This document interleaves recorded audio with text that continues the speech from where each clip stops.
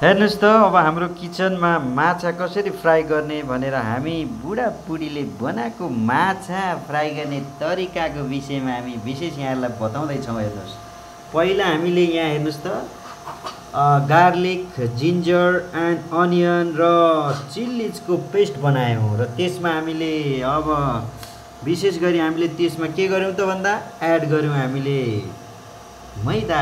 अनि मैदा सँगसँगै त्यसलाई हामीले नुन अनि मैदा चाहिँ हामीहरूले बेसनको सट्टा युज मैदा गरेको युज हो गर्यौँ है। अनि त्यसमा हामीले कागती पनि राख्यौँ र अनि त्यो पेस्टमा हामीले यसरी कटिङ गरेर लिएर आएको माछालाई यसरी डुबायौँ र डुबाएर केही घन्टा हामीले राखिसकेपछि अब हामी तेलमा फ्राई गर्ने तयारीमा छौँ। दर्शकहरू, तपाईँहरू पनि यदि यो माछा बनाउने तरिकाको विषयमा हेर्नुहुन्छ भने हामी फेरि यसरी तेल हाल्दै हुनुहुन्छ हाम्रो गृहिणी बहिनीले, गृहिणी म्याडमले, गृहिणी श्रीमतीले, होइन? तात्छ यहाँ तेल तातो भएर तात्छ र तेल तातिसकेपछि अनि बल्ल हामी के गर्छौँ त अनि हामी माछा फ्राई गर्छौँ। हामीले आज यो खालको चाहिँ नै लिएर आइरहेका छौँ है त। दर्शक श्रोताहरू, यहाँले पनि हेरेर मन पराइदिनुहुन्छ, लाइक सेयर फलो गरेर हामीलाई फेरि अन्य बनाउने जानकारी पनि यहाँलाई लिएर आउँछौँ है त हाम्रो किचनमा। यसरी हामी माछा तार्दैछौँ दर्शक श्रोताहरू। ल हाल्नुहोस् त म्याडम, यसरी हेर्नुहोस् त मजाले माछा हामी यसलाई मजाले एकचोटि रातो हुन्छ अनि त्यसपछि ल हेर्नुहोस्, वाह वाह कस्तो मजाले हाम्रो माछा पाक्दैछ। अब ल हेर्नुहोस् त दर्शक श्रोताहरू, यसरी पाकिसकेपछि यो माछा खाँदा कति मिठो हुन्छ होला, हेर्दै मिठो खाउँ खाउँ जस्तो भइरहेको छ। वाह, आज हामी फिस बनाउँदैछौँ, फ्राई गर्दैछौँ, फिस फ्राई गर्दैछौँ हाम्रो किचनमा।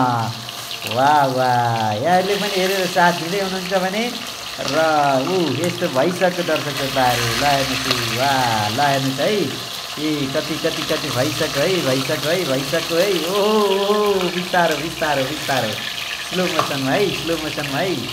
गुड, वाह ल हेर्नुहोस् न, वाह वाह वाह वाह, ल हेर्नुहोस् यसरी फ्राई हुँदैछ। अब यसरी फ्राई हुँदैछ माछा, यहाँले देख्न सक्नुहुन्छ, हेर्न सक्नुहुन्छ।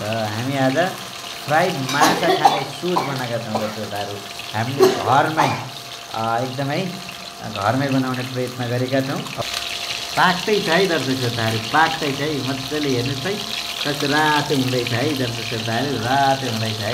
ल हेर्नुहोस् है, तयारी भइसक्यो है, तयारी हुँदैछ है। अलि सानो चाहिँ छिटो पाक्छ है दर्शक श्रोताहरू। वाह ल हेर्नुहोस्, वाह वाह पाक्दै छ है दर्शक श्रोताहरू, हेर्नुहोस् है, यहाँले हेर्दै हुनुहुन्छ है, पाक्दै छ है।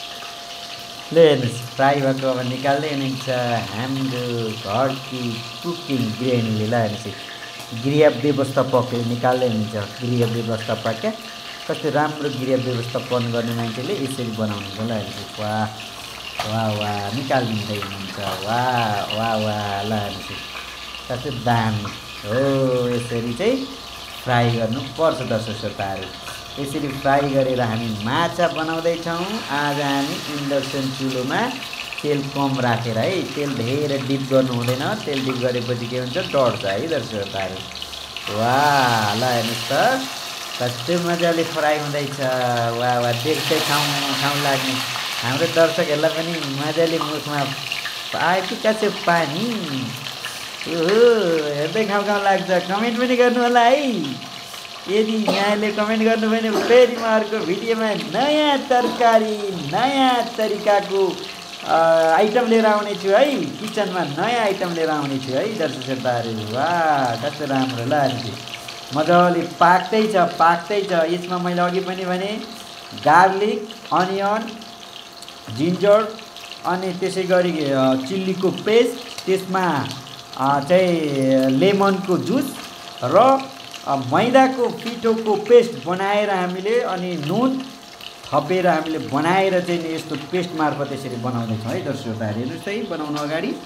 ल हेर्नुहोस् है, आहा ल हेर्नुहोस् है त, यहाँले लाइक सेयर फलो गरिदिएर अनि यहाँहरूको कमेन्टको पनि हामी प्रतीक्षा गर्छौँ है दर्शक श्रोताहरूको। है त कमेन्ट पनि गर्नु होला ल बाई बाई